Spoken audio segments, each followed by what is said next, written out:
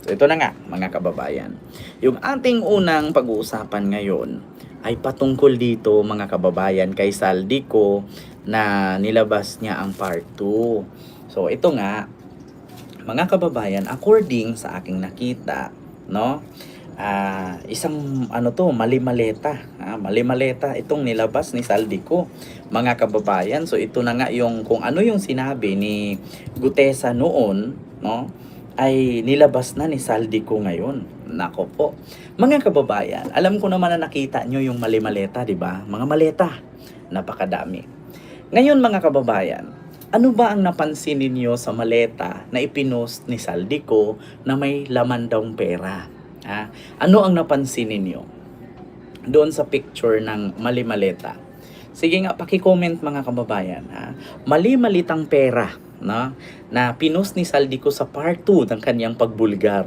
Ano ba ang napansin ninyo sa maleta? Paki-comment kung ano yung napansin ninyo, babasahin natin. Ang sabi dito, 2024 pa yung mga maleta. Oo, isa yan. Yung nakalagay doon sa maleta, yung petsa 2024. Nagulat tayo, malayo lang ang 10 minutes, iniba, naging 2025 na. Bukod doon yung petsa. Yung petsa 2024, tapos naging 2025. 'Di ba? Nagulat ako doon sa mga picture na nilalabas. Mga puro 2024. Ngayon, mga kababayan, no, nilabas ulit 2025 na. 'Di ba? So ibig sabihin kung 2024 lumabas, tapos 2025 kay Gutesa, so hindi nga match, hindi tugma. 'Di ba? Kahapon sumablay siya. Ang sabi niya 100 billion insertion. Ang problema mga kababayan, yung 100 billion insertion ay vinito ni PBBM. So sablay siya doon. Ngayon naman mga kababayan, mali-maleta. Sinang-ayunan niya ang sinabi ni Gutesa. Ngunit sapagkat bagamat 2024 ang petsa, 2025 kay Gutesa. 2024 ang petsa ng mga maletang nilalabas. Pero kay Gutesa, 2025. So hindi nga nagmamatch. Hindi nagmamatch mga kababayan. So doon pa lang, bistado na. Tapos ito pa, yung pangalawa. Yung petsa 2024, yung kay Gutesa 2025, pero sinang-ayunan niya yung sinabi ni Gutesa na totoo daw. Sunod, ito pa. Bukod sa petsa, yung maleta, kakabili lang.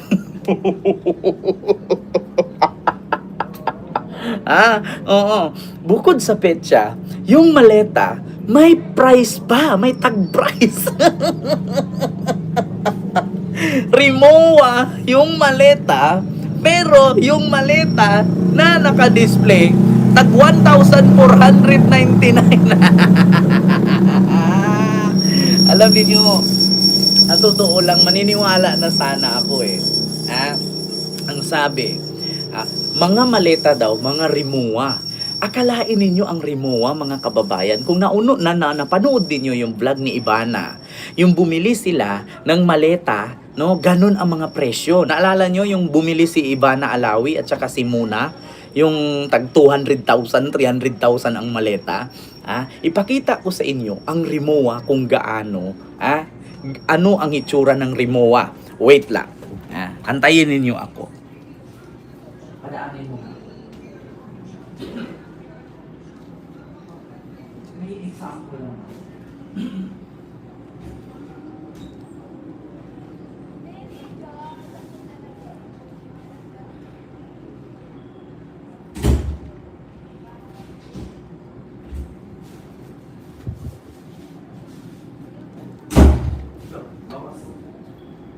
Ito siya. Mga kababayan. Ito yung example. Ito yung example ng Rimowa. Pakita ko sa inyo. Kasi ako may Rimowa din ako Ang Rimowa kasi mga kababayan, mga ganito yan.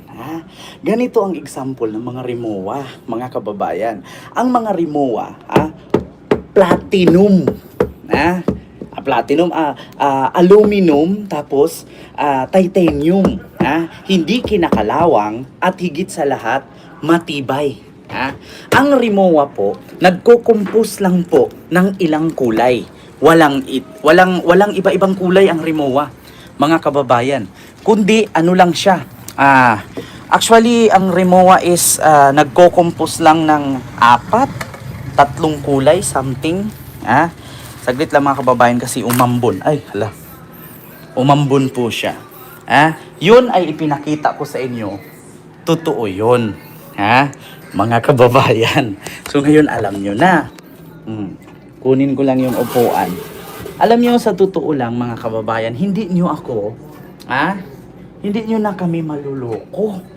Diyos ko naman, sino bang lulukuhin ninyo na mga maleta daw Rimowa? Diyos ko naman. Wait lang. Mga kababayan, ang mga maletang Rimowa, no? Mga mahal po yan. Alam niyo, sa totoo lang, puro kay palpak. Puro kapalpakan. Ang mga Rimowa, mga kababayan, no? Ay, may mga ano yan, may mga collaboration, iba-ibang color. So ito po ang Rimowa, mga kababayan, mabigat. Actually, medyo magaan, mabigat lang siya. Tapos, ang mahal niyan. Alam niyo ba kung magkano ang Rimowa? Nasa 120 to 200, depende sa sizes yan or depende sa kilo. Kaya kailangan po, kapag ka magamit ka ng maleta, tapos Rimowa, ingatan mo yan. Oo, German, actually European brand yan.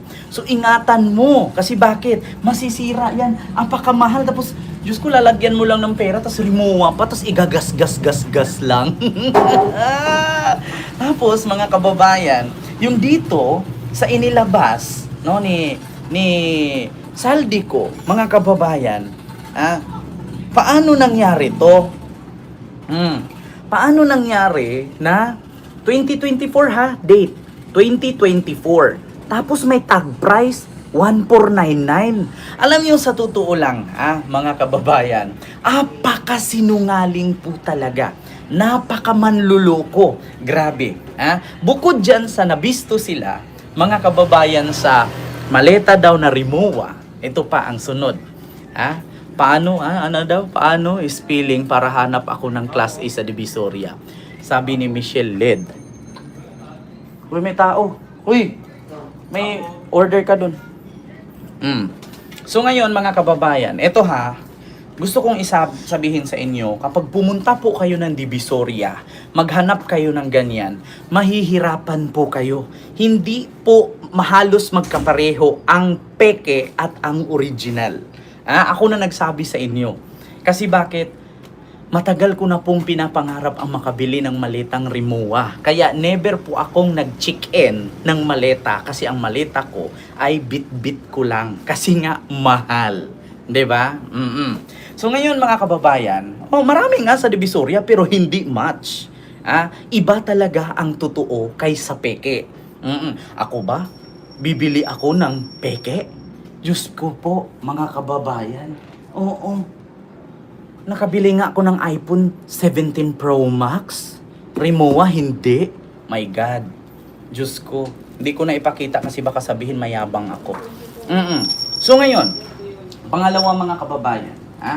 Bukod sa napansin ninyo sa mga maleta, mga kababayan.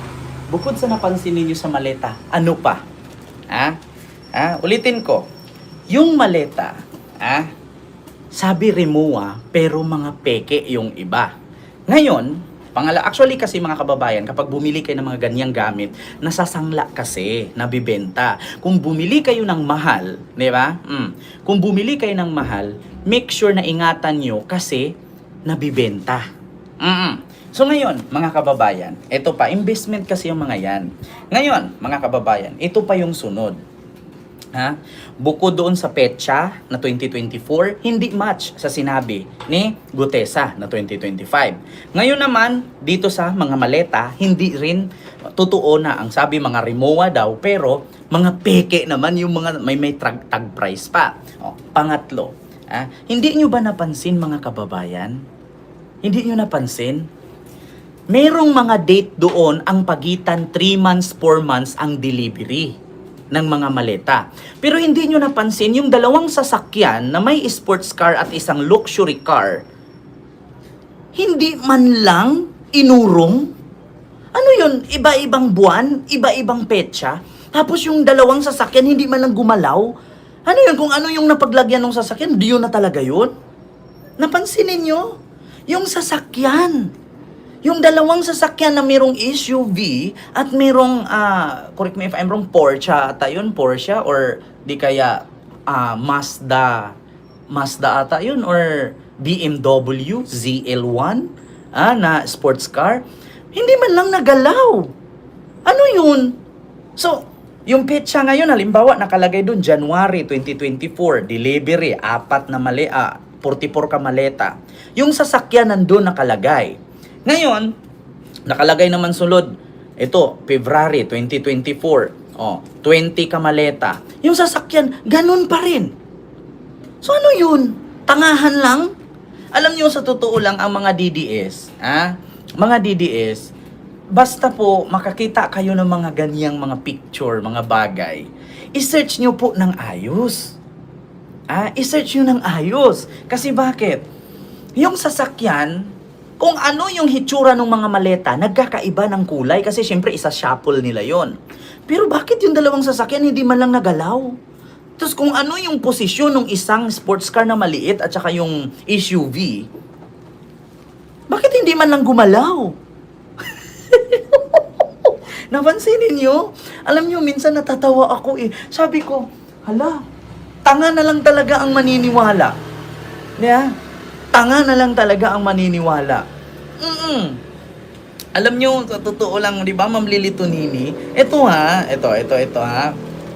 Mga kababayan, ito, ipakita ko sa inyo ha. Tanga na lang talaga ang maniniwala. Saan si Saldico? Kasi syempre trending si Saldico ngayon eh. Ito, hanapin natin ha. May mga picture kasi, mga kababayan na nagsilabasan. No? Saan ba yun? Ito kita ninyo ha. Pakita ko sa inyo. Ito po mula sa DCMM Post. Nakita ninyo, mga kababayan. Ayan po siya ha. Ito yung sports car na maliit. Yung mga maleta, sunod-sunod yan. Andyan yung sports car. Ngayon, pag ilipat mo yan, yung gulong ng dalawang car, nandyan pa rin yung sports car.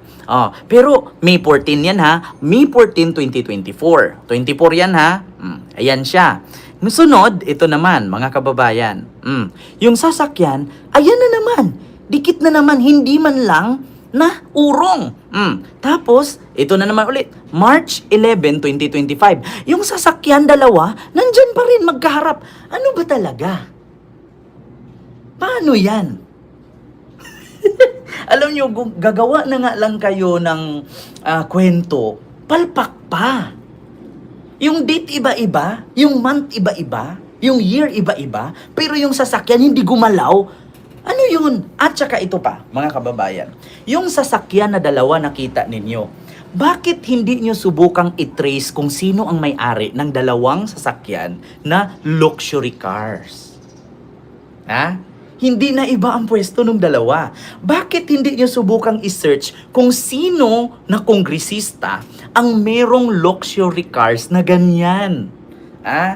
Pagkakaalam ko, merong isang kongresista na may luxury cars na ganyan, taga-Caloocan. Taga-Caloocan. Ito ayan nakita nyo yung puwet ng luxury cars na yan? Hindi nagalaw, pero iba-ibang date. Kita nyo ito pa, November 29, andyan na naman yung sasakyan, hindi pa rin nalabas. Ito, hindi pa rin naalis yung sasakyan. Bakit hindi nyo subukang i-research kung kaninong sasakyan yan? Eto na, mga kababayan. Kita nyo, andyan pa rin. Hindi pa rin nawawala yung dalawang sasakyan sa maleta. Alam nyo, sa totoo lang, yung maleta, tag price, sabi Rimowa, pero yung tag price. Do you think, mga kababayan, yung mga ganyang brand ng maleta, Rimowa, paano naging Rimowa yan? Tanungin ko kayo.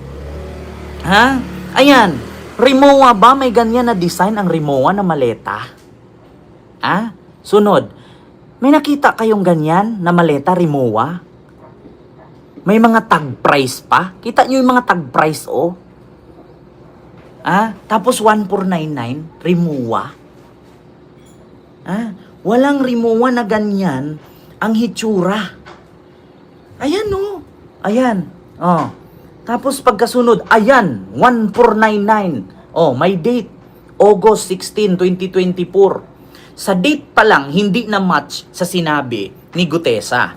Tapos sa maleta na brand Rimowa, pero 1499 ang presyo.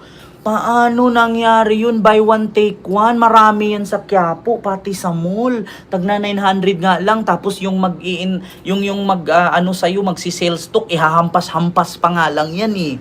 'Di ba? Ihahampas-hampas nga yan sa lupa.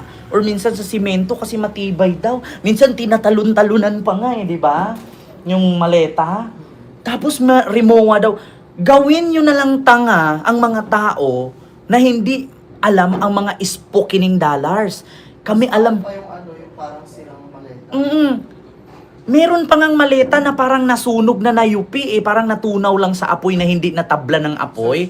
Napakamahal nun. Broken luggage. Oo, may ganun pa nga na maleta. Diyos ko, kapag usapin kasing mga spokening dollar, alam namin yan. Pero kapag DDS, hindi nila alam yan. Yung pagdating sa brand ng mga mamahalin, mga luxury bags, luxury items, hindi alam ng mga DDS yan. Kita nyo nga, si Kitty Duterte sabi wala daw pera, pero yung bag kung makita mo, magkano presyo, pati kwintas. Hindi nila alam yun, kasi mahirap lang daw si Tatay Digong. Diba? Sa totoo lang, mga kababayan, apakatanga. Mukha yang mga maleta na yan, pinicturan lang sa SM. Iyon nga eh. 'Di ba? Tapos, alam nyo, kahit pupunta ka ngayon sa chat GPT, ilagay mo, give me a white van surrounded by, surrounded by 44 maleta. Lalabas agad sa chat GPT yan. Diyos ko naman. Jonathan po? Ayun, may order ka na naman. Meron nga. Ngayon mga kababayan, ang problema dyan, hindi po tugma yung petsa ni Orly Gutesa at sinabi ni Saldico. Yan ang totoo. Alam niyo, sa totoo lang mga kababayan, mga DDS, alam kong naniniwala kayo sa sinabi ni Saldico. Pero paano kung merong lumabas na video na wala pang 3 araw ay bumaliktad na si Saldico? Paano kung lalabas ang video ngayon na wala pang 3 araw, ay bumaliktad at kumambyo si Saldico at papaniwalaan din namin? Kasi ang mga DDS naniwala sila kay Saldico sa mga sinasabi. Paano kung kami maniniwala din kami dito sa sinasabi ni Saldico? Ayan, kita nyo ha? Ito, pakinggan ninyo. Para siraan ang ating Pangulo. Umamin ako na lahat ng binasa ko ay galing mismo sa nagbigay sa akin at ako ay napag-utusan lamang. Inaamin ko sa publiko na ako ay napag-utusan lamang din ng mga Duterte para siraan ang ating Pangulo. Umamin ako na lahat ng binasa ko ay galing mismo sa nagbigay sa akin at ako ay napag-utusan lamang. Diba? Kita nyo? Paano kung mismong si Saldico magsalita? At papaniwalaan namin. Kasi di ba ang hilig ng mga DDS na naniniwala sila sa sinasabi? Paano kung si Saldico mismo ngayon babawiin niya yung mga sinabi niya? Inaamin ko sa publiko na ako ay napag-utusan lamang din ng mga Duterte para siraan ang ating Pangulo. Umamin ako na lahat ng binasa ko ay galing mismo sa nagbigay sa akin at ako ay napag-utusan lamang. Inaamin ko sa publiko na ako ay napag-utusan lamang din ng mga Duterte para siraan ang ating Pangulo. Paano kung yan paniwalaan din namin yan? Na nagsalita si Saldico na inutusan siya ng mga Duterte, matutuwa kayo? Paano kung panindigan ko to?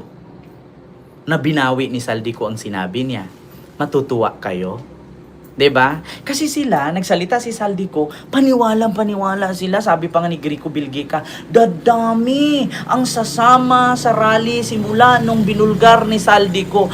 Paano kung kumalat din ang video natin? Amin ako na lahat ng binasa ko ay galing mismo sa nagbigay sa akin at ako ay napag-utusan lamang. Inaamin ko sa publiko na ako ay napag-utusan lamang din ng mga Duterte para siraan ang ating Pangulo. Umamin ako na lahat ng binasa ko ay galing mismo sa nagbigay sa akin. Ayan na. 'Di ba? Alam niyo mga kababayan, ganito 'yan. Naniwala ba kayo na ang nagsalita na to si Saldico? Hindi. Ha? Tanong ko mga kababayan, naniniwala ba kayo na ang nagsalitang ito ay si Saldico? Hindi. AI ba siya o hindi? Ako kasi mga kababayan, naniniwala po ako na si Saldico ay hindi po ito. AI lang po ito. Ha? AI lang po yang sinabi na yan. So ngayon mga kababayan, ha? Nakakalimutan nyo ba na bago ilabas ni Maharlika at ni Harry Roque ang video na pulburon video ni PBBM, naalala nyo na ang sabi ni Harry Roque, abangan ninyo, marami pa yan, hindi lang isa. Hindi ba kaya ang nasa likod ng pagpapakalat ng AI na to, na kunwari nagbasa si Saldico, ay ang nasa likod si Harry Roque na naman at si Maharlika? Hindi ba kaya yun na naman ang plano nila noon? Kung naalala ninyo, bago nilabas ni Harry Roque ang video na nakasandal sa kurtina, tapos gumaganon-ganon. Hindi kaya isa yan sa nilabas ni Harry Roque ngayon? AI na naman yung Saldico na ibig sabihin nagbasa ng script at present nila sa Senado? Hindi kaya isa yan sa planting na naman ni Harry Roque? Kung naalala ninyo ang sinabi ni Harry Roque, mga kababayan, nung nagkita sila. Ito, search natin. Harry Roque at Maharlika. Maharlika nagkita sa Dahig. Pakinggan ninyo ha, mga kababayan.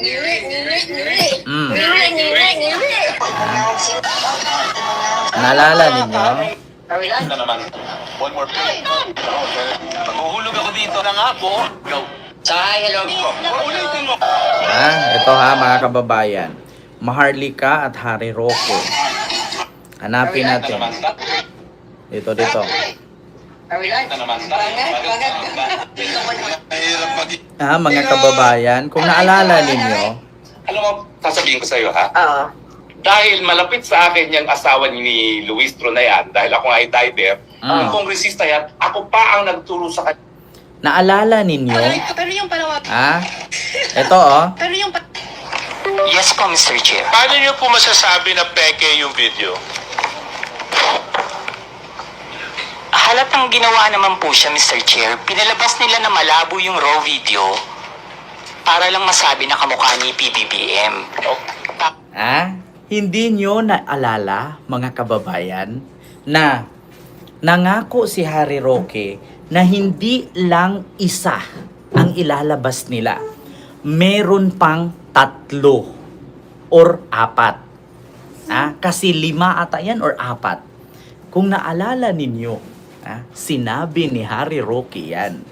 Ngayon mga kababayan, kung talagang si Saldico ang nagsalita nung part 1 at part 2, bakit hindi siya uuwi ng Pilipinas at patunayan niya na totoo at tama ang sinasabi niya?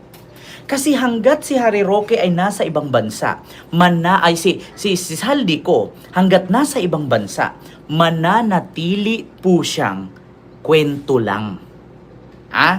Walang makukulong. Walang Martin Romualdez na makulong. Walang Bongbong Marcos na ma-impeach. Hanggat si Saldico ay hindi pumunta sa Philippine Embassy or Philippine Consulate, doon siya manumpa Hindi po magiging legal ang mga salaysay niya. Mananatili po yung kwento at paninira lamang. 'Di ba? Alam niyo, sa totoo lang mga DDS, mag-aral po kayo ng maigi. Hindi porkit nagsalita si Saldico na nag-insert ng 100 billion, nagnakaw sa kickback ng 45 billion si Marcos, ay totoo na. 'Di ba? So ngayon mga kababayan, paano maging legal yun kung mismo si Saldico nagtatago? Kung talagang totoo ang sinabi niya, umuwi siya ng Pilipinas, magpaserte, magpa-back up siya, magpa-escort siya. 'Di ba? Yun ang totoo, mga kababayan. Kasi kung puro lang kwento, puro lang ganyan, walang makukulong. Walang magre-resign. Tanga lang ang maniniwala. Diyos ko naman mga kababayan, maniniwala na sana ako na grabe talaga si PBBM kickback, 45 billion sabi ni Saldico. Ang problema, yun bang sinabi ni Saldico, nakanotaryo ba yun? Nakanotaryo ba yun?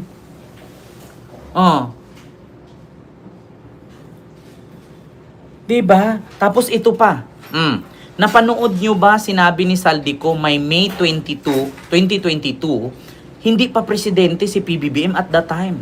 Actually, hindi pa talaga siya nakaupo noon kasi June pa umuupo si PBBM.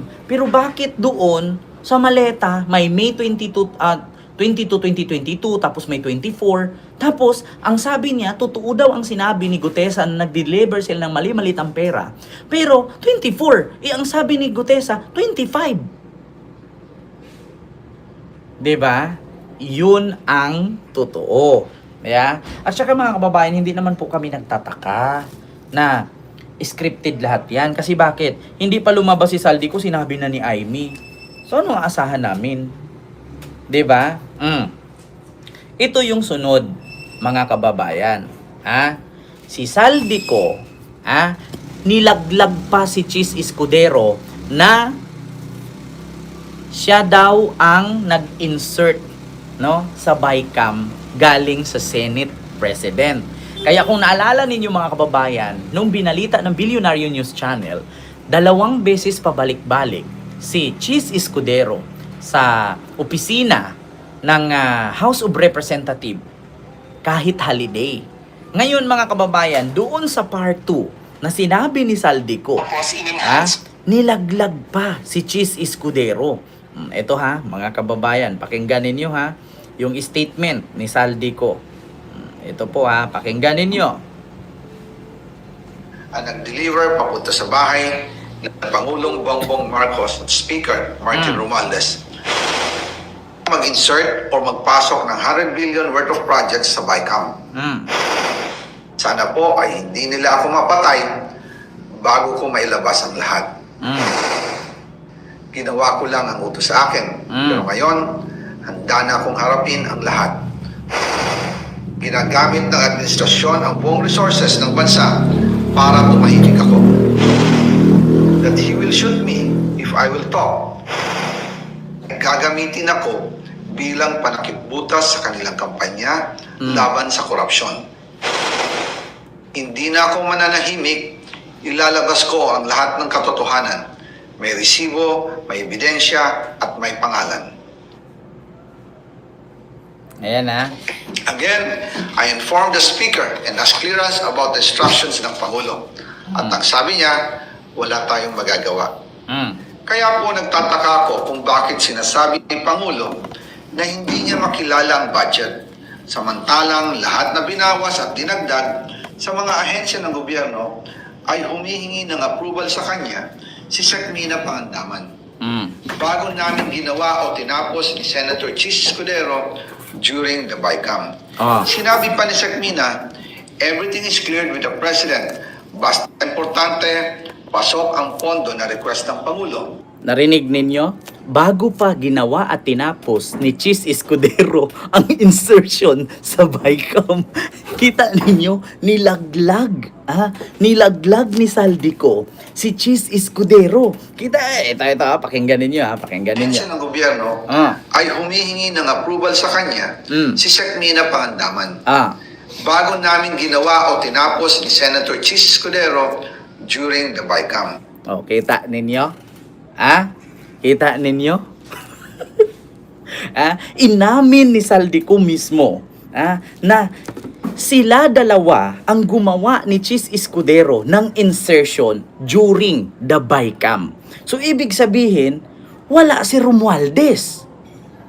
Nasaan si Romualdez doon? Nasaan si Romualdez? Ikaw ba naman, 1 billion binigay ni Tevez? Hindi ka magawa ng AI video? Naku, kahit ako nga kahit wala akong 1 billion budget, kaya kong gumawa ng AI. 400 pesos a month lang naman ang niyan, membership. Di ba? Kita ninyo? Nilaglag ni Saldico si Cheese Escudero. Ay humihingi ng approval sa kanya si Sec. Mina Pangandaman. Bago namin ginawa o tinapos ni Senator Cheese Escudero during the Vicam. Kita ninyo? During the Vicam. Diyos mio Marimar, mga kababayan. Nilabas niya ang part 2. Kita ninyo? Diyos mio Marimar. Ano na?